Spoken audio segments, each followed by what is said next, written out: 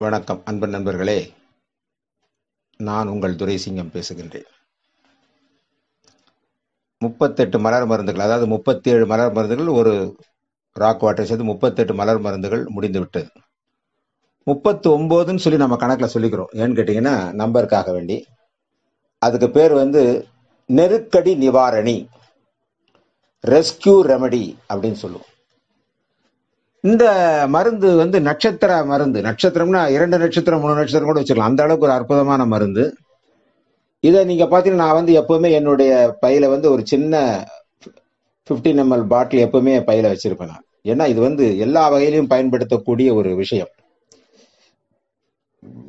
Edward பாட்சை பொறுத்தவரையிலே மனிதர்களை 7 பிரிவுகளாக அடக்கலாம் என்பது எட்வர்ட் பாட்சோட கருத்து. அவருடைய சித்தாந்தத்துல மனிதனின் சுபாவம் அடிப்படையில் 7 வகையான மனிதர்களை பிரித்தார்.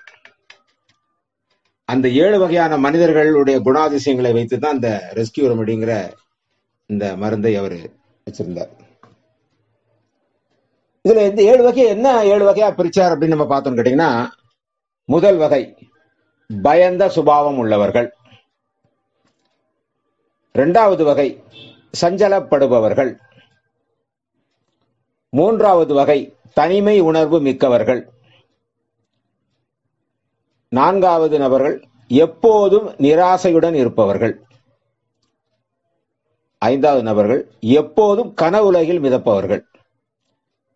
6 மற்றவர் கவலையை தனதாக்கிக் கொண்டு கவலைப்படுபவர்கள். 7 மற்றவர் அதிகாரத்திற்கு உடன்பட மறுப்பவர்கள். இந்த மாதிரி 7 வகையாக மனிதர்களை பிரித்திருந்தாரு எட்வர்ட் பாட்ச். எட்வர்ட் பாட்ச் கண்டுபிடித்த மலர் மருந்துகள் 38ஐயும் ஒவ்வொரு வகை மனிதருக்கு ஏற்றாக சில மருந்துகளை வரிசைப்படுத்தினார். நோயாளி எந்த வகை மனநிலை உடையவர் என்பதை உறுதி செய்து கொண்ட பிறகு அந்த வகைக்கு ஏற்ற மருந்து ஒன்றை கொடுத்தார். உடனுக்குடன் பலன் தெரிந்தது.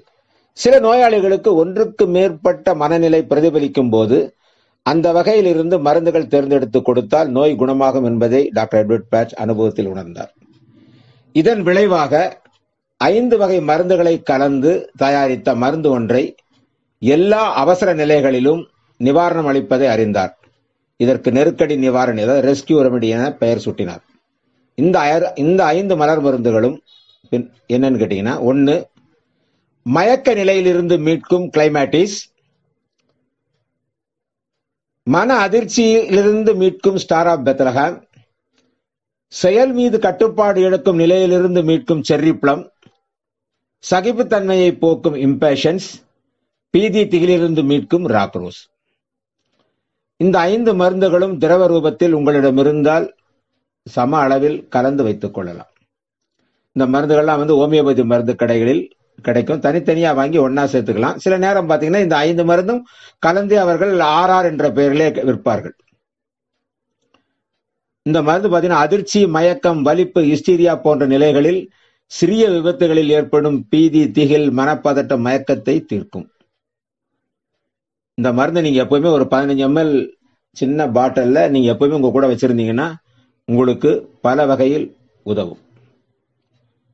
நண்பர்களே, எனக்கு கிடைத்த ஒரு அனுபவத்தை உங்களுடன் நான் பகிர்ந்து கொள்ள மிக ஆசைப்படுகின்றேன். ஏன்னு கேட்டீங்கன்னா, மலர் மருந்துகள்ல ஒவ்வொரு காலகட்டத்திலும் ஒவ்வொரு விஷயங்கள்லயும் நான் அது நடக்கிற காரியத்தை பார்க்கும்போது அதிசயமா இருக்கும். 1999 என்னுடைய அக்குபஞ்சர் குருநாதர் டாக்டர் ஜோசப் பால் அவர்கள் எங்களுக்கு வகுப்பு எடுத்துக் கொண்டிருக்கின்றார் சேலத்திலே. அந்த மருத்துவமனை வளாகத்தில் எங்களுக்காக வகுப்பு நடத்திட்டு இருக்கும்போது திடீர்னு பாத்தீங்கன்னா ஒரு மின்சார ஒரு கம்பி ஒண்ணு அருந்து கீழே விழுது. சேலத்துல பாத்தீங்கன்னா சண்முகா மருத்துவமனை, சண்முகா மருத்துவமனை. திடீர்னு ஒரு மேகம் மாதிரி சூழ்ந்த மாதிரி இருந்து திடீர்னு ஒரு மாதிரி காத்தடிச்சுன்னு ஒரு அந்த மின்சார கம்பி அருந்து விழுந்தது. கீழே பாத்தீங்கன்னா ஒரு ஆடு மேல அது விழுந்தது. நாங்கெல்லாம் செத்துட்டு தான் நினைச்சோம். உடனே கடகடன்னு எங்களுடைய குருநாதர் டாக்டர் ஜோசப் பால் அவர்கள் இறங்கினாரு. அவர் பாக்கெட்ல இருந்து அந்த லிக்விட் எடுத்து என்ன பண்ணாரு, அந்த ஆட்டு வாயை திறந்து வாயில லேசா ஊத்துனார். ஊத்துன அடுத்த செகண்ட் அந்த ஆடு எழுந்து துள்ளி ஓடிச்சு பாருங்க. நாங்க அப்படியே எல்லாரும் கைத்தட்டி அதை மகிழ்ச்சியை வெளிப்படுத்தினோம். உண்மையிலே வந்து அதிசயம், அதிசயம், சாதாரண அதிசயம் கிடையாது. பாத்தீங்கன்னா அந்த ஆடு செத்து போச்சுன்னு நாங்க நினைச்சோம். ஆனா துள்ளி குதிச்சு ஓடியது. அப்பதான் அவர் சொன்னாரு, எப்பவுமே நீங்க எல்லாம் ஒரு மருத்துவர்களாக பணிபுரிவது மட்டுமல்லாமல், எப்பவுமே உங்ககிட்ட வந்து ஒரு 15 ml ஒரு சின்ன பாட்டில்ல நீங்க வந்து எப்பவுமே பாக்கெட்ல வச்சிருக்கணும் அப்படிங்கிற கருத்தை சொன்னார். அது மட்டுமல்ல, இங்க ஒரு சின்ன ஒரு டிப்ஸ் இங்க சொல்லணும்னு நினைக்கிறேன். உங்களில் அக்குபஞ்சர் மருத்துவர்களாக இருந்தாலும் சரி, சுஜோக் மருத்துவர்களாக இருந்தாலும் சரி, நீங்கள் யாருக்கு வந்து நீங்க ஊசி நீடில் போடுறதா இருந்தாலும் அந்த நீடிலை RR என்ற மருந்திலே டிப் பண்ணி அடித்தால் அற்புதமான பலன் கிடைக்கும். இது விளையாட்டு விஷயம் கிடையாது. இன்னைக்கு நான் சொல்றேன், நீங்க நாளைக்கு ட்ரை பண்ணி பாருங்க. உங்களுக்கு கிடைக்கக்கூடிய அனுபவம் வந்து வித்தியாசமான அனுபவமாக இருக்கும். நல்ல ஒரு அக்குபஞ்சர் டாக்டர் என்ற பெயர் உங்களுக்கு கிடைக்கும். ஏன்னா அந்த மருந்தினுடைய கலவை உடம்புல எப்படின்னு கேட்டீங்கன்னா, நீங்க நினைக்கிற மாதிரி மலர் மருந்து வாயில போட்டு உள்ள போயெல்லாம் வேலை செய்யறதில்லை. நாக்கில் லேசாக பட்டோன்னு வேலை செய்யும்.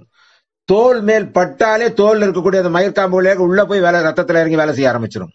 அந்த அளவுக்கு வந்து ரொம்ப அற்புதமாக வேலை செய்யக்கூடிய ஒரு மருந்து. எனக்கு கிடைச்ச அனுபவம் என்னன்னு கேட்டீங்கன்னா, எங்க வீட்டுக்கு பின்னாடி ஒரு பெரிய மரம் இருந்தது. இந்த மரத்துல ஏறி, இப்ப அந்த மரம் இல்லை, அந்த நான் சொல்றது அந்த 80கள் அந்த 90கள் அந்த மரம் இருந்தது. அந்த மரத்துல ஏறின ஒரு பையன் அந்த கிளை முறிஞ்சு அப்படியே பொத்துன்னு கீழே விழுந்துட்டான். சின்ன பையன்தான், மிஞ்சி போனா ஒரு 10 வயசுக்குள்ள சின்ன பையன். வேற வீட்டு பையன் இங்க வந்து மரத்து மேல ஏறி எதோ காத்தாடி ஓடியது, காத்தாடி பிடிக்கிறேன்னு மேல ஏறி பொத்துன்னு விழுந்துட்டான். விழுந்த உடனே நான் என்ன பண்ணேன், டக்குன்னு எடுத்துட்டு போய் அவன் விழுந்த உடனே பார்த்தா அப்படியே மயக்க மாட்டான். ஐயோ அம்மானு எல்லாம் நம்ம ஊர்ல தான் தெரியுமே, ஒரு குழந்தை கிழவன்ட்டு சும்மா இருப்பாங்களா? ஐயோ குர்ரா முர்ரான்னு கத்த ஆரம்பிச்சாதான் இங்க கும்பலை கூட்டிடுவாங்க. 7:30 கூட்டுற மாதிரி கூட்டணும்னு நான் போய் ஒண்ணும் பண்ணல. என்கிட்ட இருந்து டக்குன்னு அந்த மருந்து எடுத்து அவன் வாயில போட்டோன்னே எழுந்து முழிச்சு நடக்க ஆரம்பிச்சுட்டான். அப்புறம் அதுக்குள்ள அவனை பார்த்தா கொஞ்சம் அடிபட்டு இருந்து சிராய்ப்பெல்லாம் இருந்தது. அவனை கூப்பிட்டு கொண்டாந்துட்டு, நாங்க எங்க வீட்டுல எப்பவுமே கேலண்டூலா இருக்கும், அற்புதமான மருந்து. நான் அதை பத்தி உங்களுக்கு விளக்கம் பின்னாடி வரும்போது சொல்றேன். நான் இப்ப தெரிஞ்சுக்கோங்க.